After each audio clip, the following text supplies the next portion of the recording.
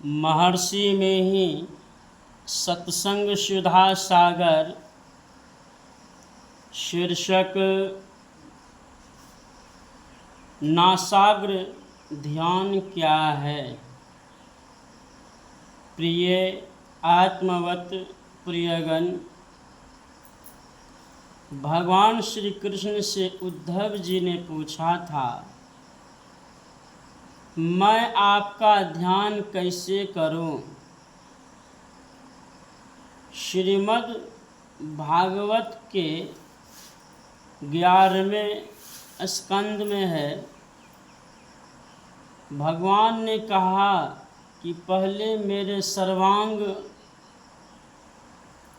का ध्यान करो, फिर कहा केवल मुखारविंद का ध्यान करो, फिर कहा उसको भी छोड़कर शून्य में ध्यान करो। यह तो भागवत में है।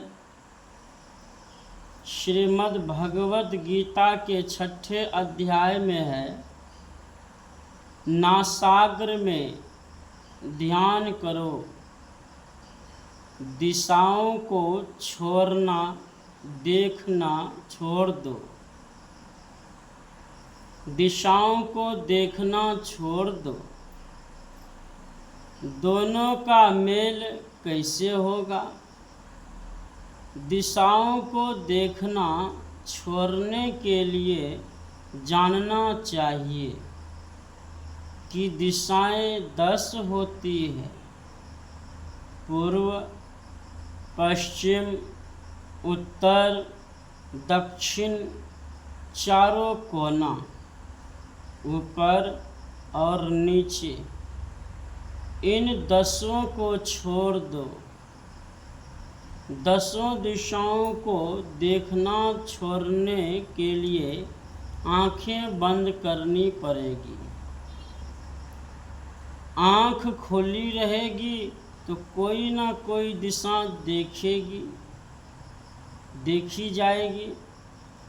भागवत से मिलाने पर यह होगा कि दिशाओं को नहीं देखते हुए भगवान के संपूर्ण रूप का, फिर चेहरे का, फिर शून्य का ध्यान करो। दिशाओं को देखना छोड़ने में यह मानना होगा कि पूरा रूप देखने के लिए सिर से पैर तक होता है, बाहर नहीं तो भीतर। उसको भी घटाने पर चेहरे में भी ऊपर नीचे होता है। उसको भी छोड़ने पर बहुत ही सूक्ष्म हो जाता है। शून्य में ध्यान, नासाग्र में ध्यान होगा। दोनों को कैसे मिलाया जाए। शून्य में रंग रूप कुछ बनाना है नहीं। चेहरे को छोड़कर तब और कुछ सूक्ष्म होना है।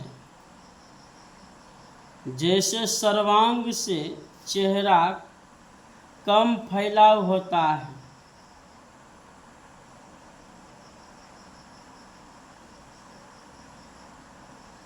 और उससे भी कम फैलाव होना चाहिए, वह है बिंदु। बिंदु का स्थान है, परिमाण नहीं है। इतना सूक्ष्म कि परिमाण विहीन हो जाए। शून्य ध्यान कहो चाहे बिंदु ध्यान कहो, एक ही बात हो जाएगी। गीता और भागवत दोनों की एक ही बात हो जाएगी। संतवाणी में भी शून्य ध्यान करने कहा है। कहीं कहीं बिंदु ध्यान भी कहा है। कहीं कहीं बिंदु को तिल भी कहा है। उपनिषद में बिंदु को उत्तम ध्यान बताया है। परम बिंदु का है, परम बिंदु कहा है। बाहर में छोटे से छोटा चिन्ह को लोग बिंदु कहते हैं, सो नहीं। परम बिंदु भी कहा है, तेजो बिंदु भी कहा है। बीजाक्षरम परम बिंदुम नादम तस्योपरिस्थितम स शब्दम चाक्षरे छीने निःशब्दम परमम पदम। ध्यान बिंदु उपनिषद। अर्थात परम बिंदु ही बीजाक्षर है, उसके ऊपर नाद है।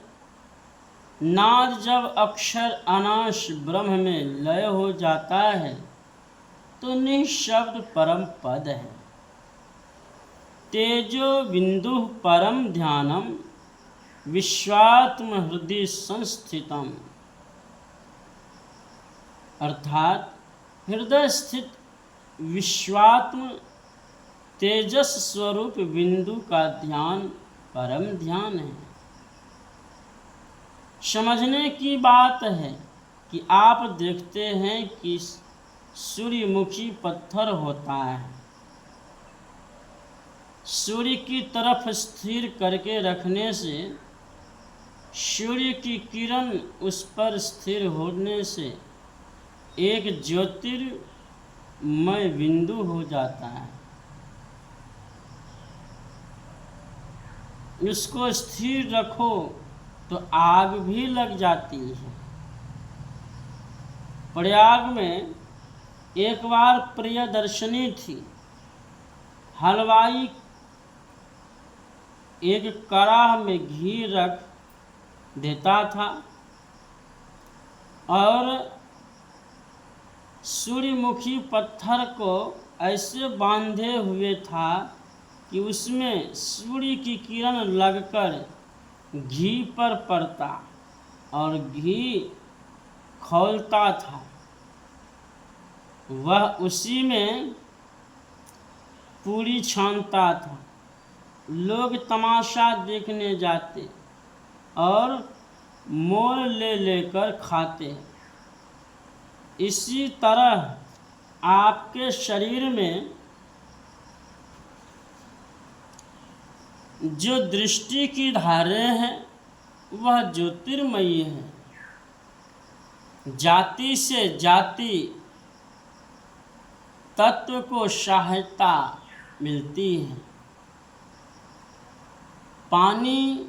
पानी के मिलने से पानी में बढ़ती होती है। अग्नि में अग्नि मिले तो अग्नि बढ़ती है। दो लकीर एक जगह मिलने पर एक बिंदुता होती है। दो लकीर एक जगह मिलने पर एक बिंदुता होती है। दृष्टि स्थिर हो तो जो दो दृष्टि धार की लकीर है एक मिलती है और ज्योतिर्मय बिंदु उत्पन्न हो जाता है। दृष्टि स्थिर होनी चाहिए। दृष्टि स्थिर रहेगी तो प्रकाश हो जाएगा। लोग कहते हैं शून्य में क्या पाओगे? सूर्य कहाँ है, चंद्र कहाँ है, तारे कहाँ है, पृथ्वी कहाँ है? शून्य के अंदर क्या नहीं है? पृथ्वी शून्य के अंदर है। पृथ्वी पृथ्वी शून्य के अंदर है। पृथ्वी पर ही पेड़ पौधे, पहाड़ और धातुएं मिलती है। सरकारी कानून नहीं रहे तो लोग पहाड़ से सोना ला सकते हैं। शून्य में क्या नहीं है मिलता? भगवान का रूप शून्य में रहता है। शून्य नहीं रहे तो विराट रूप भगवान कहाँ रहते हैं? भौतिक वैज्ञानिक जानते हैं वे शून्य से क्या क्या लेते हैं। दृष्टि योग का ध्यान जो शून्य में होता है लोग समझ नहीं सकते। दृष्टि को संभाल कर एक जगह रख नहीं सकते हैं, मन को संभाल नहीं सकते हैं, मन भागता रहता है। प्रतिहार में वह हारता है, मन भागता है, समेट कर लाइए, इसी को प्रतिहार कहते हैं। बारंबार प्रतिहार करते करते धारणा होती है, मन थोड़ा टिकता है, फिर ध्यान बनता है, तब प्रकाश का दर्शन अवश्य होता है। उस समय विषय वासना नहीं रहती। ठीक ठीक ध्यान बने तो समझ में आ जाएगा कि शून्य ध्यान से क्या होता है। संपूर्ण शरीर से चेहरा पर आया तो फैलाव से सिमटाव में आया, फिर उससे भी सिमट गया। जब दृष्टि साधन की क्रिया की, ज्योति बहुत प्रकार की है, सब ज्योति रूप ईश्वर के हैं। उस रूप के अंदर ईश्वर व्यापक है, इसलिए उसको हिरण्य गर्भ कहते हैं। हिरण्य अर्थात सोना, यानी प्रकाश। प्रकाश के अंदर जो है वह है हिरण्य गर्भ। संत लोग कहते हैं अंतर्नाद भी मिलेगा। नाद जहाँ विलीन होगा वह परम पद होगा। कहने के लिए थोड़ा है, लेकिन करते करते बहुत समय लगता है। अंदर में बहुत प्रकार के शब्द होते हैं। सात सहस धुनि उपजय, सुनि धुनि आनंद, सुनि धुनि आनंद बारहै, सहज दीन दयाल दया करी, बूरत भवजल कार है। संत धरनी दास। शून्य के बिना शब्द नहीं मिलता। ज्योति में बहुत बहुत रिद्धि सिद्धि का बल मिलता है। शब्द में और विशेष मिलता है। इसलिए सतगुरु शब्द कुछ दिन देत कछु ना रहियो, हम ही अभागिन नारी सुख तज दुख लहियो। संत कबीर साहब। ऐसी कुंजी दे दी है कि उसको खोलकर देखो तो कितनी चीज़ें मिलती हैं। पहले शिक्षा तब दीक्षा होती है। बिना शिक्षा के दीक्षा किसी काम की नहीं। समझ में नहीं आवेगा कि क्या बात हुई। श्री सद्गुरु महाराज की जय। यह प्रवचन महर्षि में ही आश्रम कुप्पा घाट भागलपुर में दिनांक 22/3 1960 ईस्वी को अपराह्न कालीन सत्संग में हुआ था। श्री सद्गुरु